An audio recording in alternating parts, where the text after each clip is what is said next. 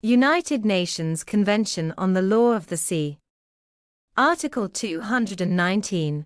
Measures relating to seaworthiness of vessels to avoid pollution, subject to Section 7, states which, upon request, or on their own initiative, have ascertained that a vessel within one of their ports, or at one of their offshore terminals is in violation of applicable international rules and standards relating to seaworthiness of vessels and thereby threatens damage to the marine environment shall, as far as practicable, take administrative measures to prevent the vessel from sailing. Such states may permit the vessel to proceed only to the nearest appropriate repair yard, and, upon removal of the causes of the violation, shall permit the vessel to continue immediately.